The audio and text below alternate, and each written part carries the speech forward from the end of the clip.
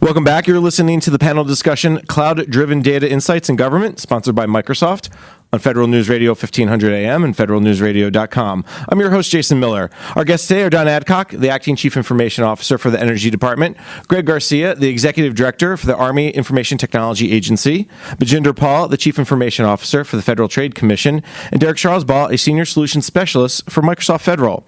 Now, gentlemen, before break, we're talking about security and specifically identity management, access control. And I want to turn back to Greg a little bit because, Greg, at DoD, you guys probably have among the strictest requirements around access control, identity management, and at the same time, you're probably further ahead than most agencies are battling things like, the insider threat. So when it comes to cloud and data analytics, where does that identity management piece fall in for you guys? Yeah, I think one quick point to make before that discussion is really we talked about that hybrid approach and how do you get that, and that's really when you have a diverse customer base, because there isn't one single provider in the DoD or even in the Army.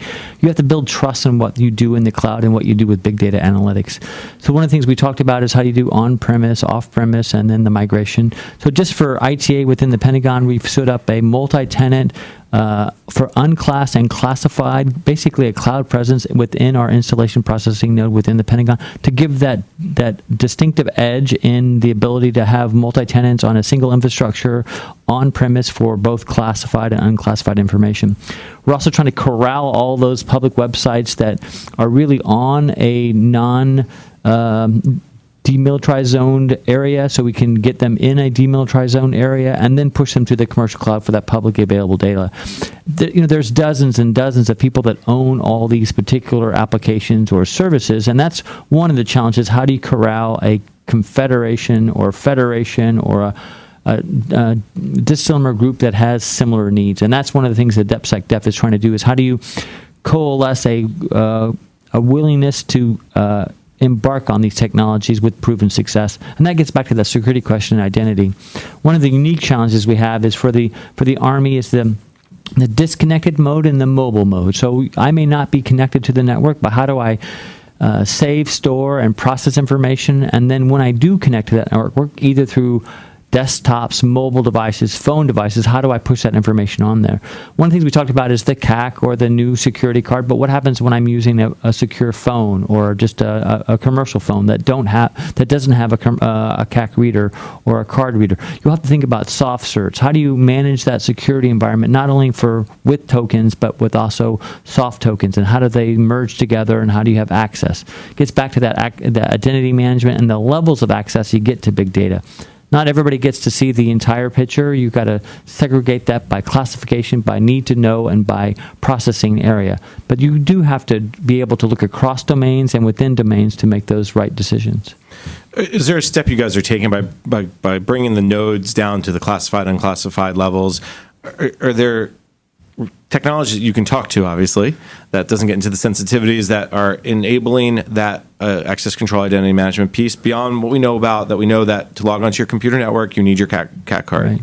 Really, that's as we all talked about, that converged architecture that's emerging, both compute and storage in single appliances or devices that really are multi-tenant designed. So I can put the Army, I can put the Marine Corps, I can put Joint Staff, I can put a fourth agency, I can put a coalition, all in the same infrastructure and have a detailed assessment of how to grant access. Really, that's the key to, again, leverage infrastructure as a service, desktop as a service, platform as a service, and make that holistic in the providing capability to the warfighter, again, for warfighting activities, for business activities, and for intelligence activities, and then merging those three domains into a viable, robust ability to make decisions. Bajinder? So I'll use a really bad analogy. Forgive me for that. But I think the convergence of security in the cloud is very similar to the capability maturity model in application development. Quite frankly, I mean, we've gone from dual-factor authentication on thin client application to obviously HSPD-12 for network, logical, and physical access. I think the exciting work that's going on now is with GSA, the Office of Citizen Services and Innovative Technology. They're working in joint collaboration with OMB and other agencies, U.S. Postal Services, on the F6 program, the identity in the cloud. I think, quite frankly, I mean, if that becomes a practical solution, the impact of that across the federal space, and especially how it touches the citizen services and the delivery of the mission, and the ease with which it can be managed. I think that's an exciting development that I think we need to be keeping our eyes on. Quite frankly, I mean, at the FTC, we were looking very closely at that, the development on that. So good stuff happening. And I know the pilot for the F6 program is supposed to launch very soon, and I think there's also maybe a name change coming that we can talk all about. Let's jump forward to a second, because I know we could spend a lot of time on security, but there's other considerations when we're talking about convergence of cloud and big data. And one of them is cost. The other one is the workforce issue. Both have their own complexities. The workforce issues we talked just briefly about earlier is moving from what Don said, people want to hug their servers, to having the right person who's managing that database, managing that server relationship with the private sector or internally, and then it's also the person understanding the data. So we'll go back to Don, since you brought up the hug the server.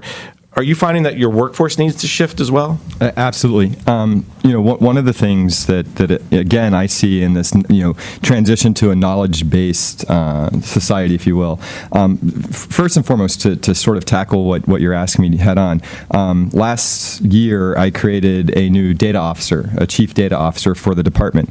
It's going to be a senior level position, and we're currently in the recruitment process for that, because I take all of the multiple facets of things that we're trying to deal with right now, pretty seriously, and it rests on my shoulders to help provide solutions for the Department of Energy to move forward. And one of those is, what do we do about cultivating and bringing on board that new talent of data that we need in multiple disciplines, but in this particular case, data. So, what we're finding, and I think what we'll continue to see is, I don't necessarily need to have experts in data centers anymore, and people who understand how data centers operate and, what HVAC systems and things like that. The need to understand those things are still going to be there. But what the workforce I need to start recruiting are those folks that can take, that have that steeped knowledge, right, but are able to then translate that into, how do I review contracts? How do I service level agreements? How do I review requirements?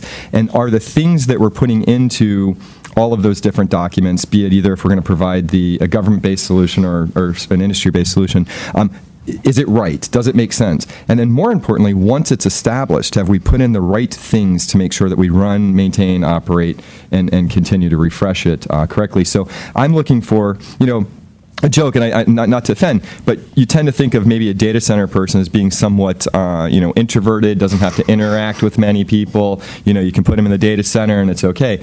We now need that person who has, customer skills, analytical skills, and able to sort of be that advisor broker, if you will, between what it is we're trying to accomplish and then the solution that's going to be provided. All right, I want to do a quick mini lightning round for everybody, okay? So here's the question. Chief Data Officer, does your company or agency have one? No. No. Do you have any plans? I think it's more than data, right? So it's really about information and business needs. Data is just an element in the decision-making process. So you have to think, I would submit, you have to think beyond data, and maybe it's really what the correlation of data can bring, and that business process, business reengineering value is the heart of that. So is it data, or is it the application of data? So is it maybe titled right, maybe it's titled wrong, but that's certainly what we need to look at.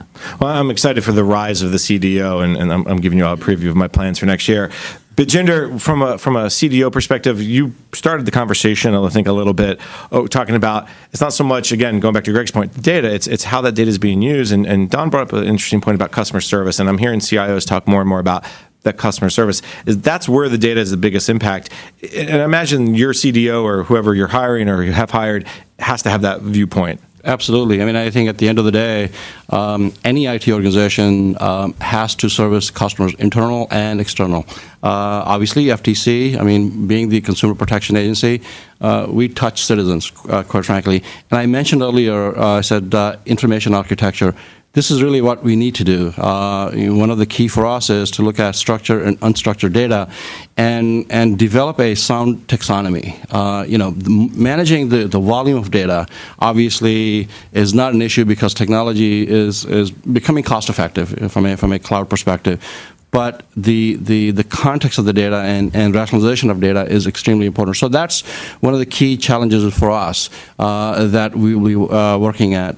But I do want to go back to earlier point that Don made about the workforce impact. And I think, a lot of us in the IT industry, I think in the IT community, sort of get wrapped up in technology issues. I think that some of the biggest challenges in the federal government is the adoption of cloud and big data from a workforce perspective. And I'm going to use one example, and this was several years back, but I think that highlights the success of managing the workforce that translates into using the right technology. HUD, quite frankly, several years back, they outsourced their infrastructure. Yeah, that can be considered, maybe a cloud implementation. But one of the challenges that HUD took on was really how to transform the workforce, going from hugging the servers to managing services. And it was interesting to see that by implementing very strong performance-based, business-centric SLAs, that they were able to transform their workforce from hugging the servers to providing really the IVNV function, independent validation and verification, and measuring the performance of the IT service provider, the infrastructure service providers, and they made it work. I think it's an example of the kinds of things that we CIOs in the IT community need to really contemplate as we begin to leverage infrastructure as a service, platform as a service, and I'm going to also another term, data as infrastructure, quite frankly, as we move to big data. So the impact of all that has a direct implication to the workforce and how we manage that. It's interesting because there's this move inside government back to that technical side. You talk about how HUD is an example, and we don't want to pick on them per se, but I think a lot of agencies did this. They went from having the technical skills inside to outsourcing it to the private sector, and for good reason. But then they focus on IVMV and project management, and now there's this move back between 18F and the digital services at OMB and even the HHS Buyers Club to bring some of that technical skills back. So I think that's an interesting context. Let me turn to Derek from Microsoft real quick. One thing about the complexities of data analytics and cloud and the convergence is the cost. We've heard on this panel several times that the cost is required to be less than when you do it yourself. But what about the long-term cost, the storage costs of data, the storage costs of the tools that continually get upgraded and get better? Is that a concern that from your customers that you're seeing? It's kind of interesting because I would say probably a year, maybe 18 months ago, if I went across our federal business and went looking for serious analytics projects, there weren't a lot of them, quite honestly. A lot of shelfware. A lot of customers who deployed big, expensive BI solutions on-premise and weren't doing a whole heck of a lot with them. Again, getting back to the complexity, the workforce issue, and just the fact that, we have all these data silos that we can't really break down on-premise because we've architected systems and architected our data in certain ways. The cloud provides an opportunity, I think, to innovate your way out of that box, if you will, quite honestly. And with that, we bring down the cost of a lot of those tools that traditionally are so difficult to install, maintain, and run on premise. Don brought up, kind of an interesting transformative notion with regard to people and having them go from being server huggers to folks with analytical skills. We're doing things now. We're seeing things like predictive analytics capabilities being exposed via a cloud service. That's unheard of 2 years ago. That was something that you spent hundreds of thousands, if not millions of dollars on licensing.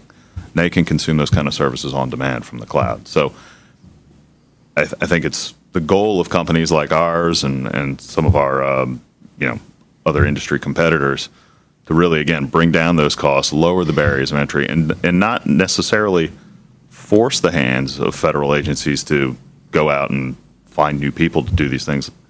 Make these tasks more approachable from the very get-go with tools, frankly, that are familiar to them today.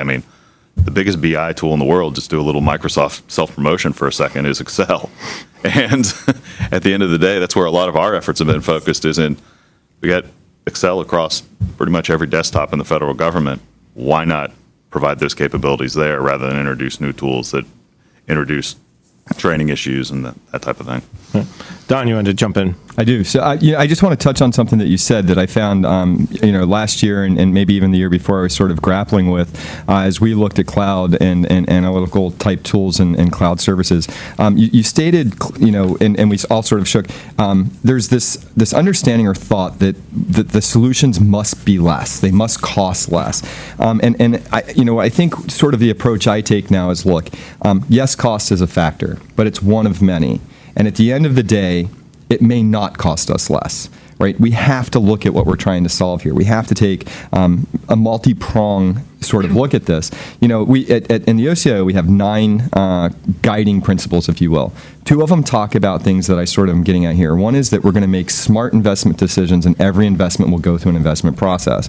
And the second one talks about we're going to prioritize the needs of the department, and we're going to use that and bring that to bear on the investment decision. But we also, you know, taking cost as a perspective or a component, we have to look at architecture. We have to look at what we're trying to solve. We have to look at the people perspective. We have to look at the technology standards that are accompanied by those, and then make the right business decision, and that might not always cost less. And I think that's a key point. The cost is important, but if you're getting more value in the end, then you have to. Then the investment makes sense. We only got about 30 seconds left, so let me turn to Greg real quick. Army ITA Value officer. How about that? Chief Value Officer. Right? Because that's There what you it's go. all about, is providing value to those that demand the service. He's been thinking of that this whole time, hasn't he? CVO. Bajinder, you get the last word. The future. Where's FTC? Where you see this all heading? I think there's a heavy convergence of cloud and data analytics and big data, quite frankly. Yeah, and I agree. This is not about cost. It's really about business agility, and I think these technologies that we have talked about, they deliver agility to the business, and how we use it, I think that's the key. All right, very nice. I'm sure we could talk longer, but that's all the time we have today. I'd like to thank our guests, Don Adcock, the Acting Chief Information Officer of the Energy Department, Greg Garcia, the Executive Director for the Army Information Technology Agency, Bajinder Paul, the Chief Information Officer for the Federal Trade Commission, and Derek Strasbaugh, the Senior Solutions Specialist at Microsoft Federal. I'm your host, Jason Miller. If you'd like to view this panel online, visit federalnewsradio.com/onecloud. On behalf of Microsoft, thank you for joining our discussion. We'll have the archive from this session available shortly, and a link will be sent to you for you to share with your colleagues. Those of you who requested a training certificate for this webinar should receive it in the next 2 weeks. This concludes today's webinar. Thank you.